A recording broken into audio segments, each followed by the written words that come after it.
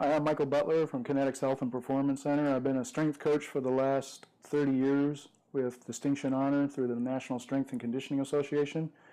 Since being out here in the desert, I've volunteered my time to go to a lot of the middle schools and the high schools talking about nutrition and good fitness habits. Today, as part of a 5-part series, I'm going to be discussing energy drinks and some of the side effects that a lot of our youth are getting from these energy drinks, and then get into a little bit more how they affect sports performance. So if you do or don't know, the energy drink system is $1 billion industry. So it's a lot of money going out, a lot of labeling going on that's confusing. As you notice, these cans like Amped and Monster are very colorful.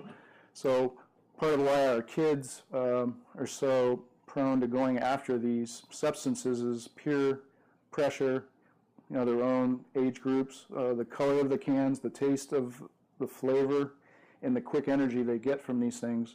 But as you know, as parents and coaches, a lot of our kids aren't getting good nutrition as it is. So they're not eating breakfast, they're not eating lunch, they're barely eating dinner. So what are they going to do all day? They're going to snack.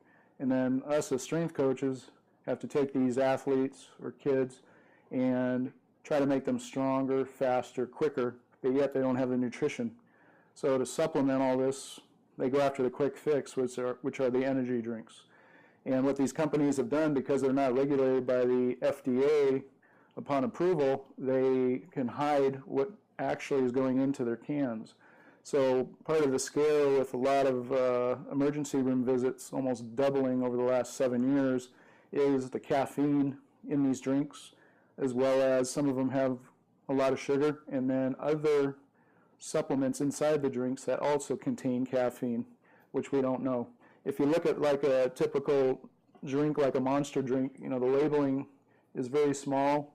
Because the can is black, it's very hard to read, so very deceptive. And then are kids really going to understand what's, in these drinks? I don't think so. So what we need to do as coaches and educators is somehow educate in the homes first, the parents and then the kids, and maybe have classes held periodically in schools to educate them on what's actually in these energy drinks. Because every time I ask a kid, how do you feel after having one of these, they're jittery, but they like the effect of what maybe they can do, say in the weight room, as a result of having one of these. So just one of these energy drinks can have up to 300 to 500 milligrams of caffeine. And because, again, it's not regulated by the FDA, it can be hidden in what they call a proprietary blend. A lot of these companies now are getting smarter because they want to keep their consumers, so they're actually telling you how much caffeine is in them. But again, because it's not regulated by the FDA, you hope those numbers are correct. And because of all the other hidden ingredients, we don't know, just based on our research, what all these ingredients, when they're brought together, what they're doing to the body, especially a young adult that hasn't really fully developed yet. So there's a lot of scary stuff going on out there, a lot of emergency room visits, and the last thing I should worry about when I'm having a drink is I'm going to be visiting the emergency room as an after effect of having one of these drinks. Another product that is of concern that's on the market today and is easily accessible at convenience stores is 5-Hour Energy.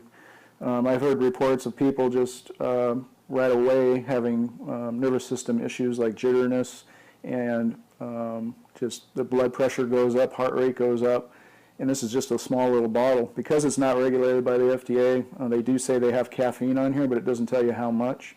And then it's very hard to read a lot of these ingredients on this little bottle here.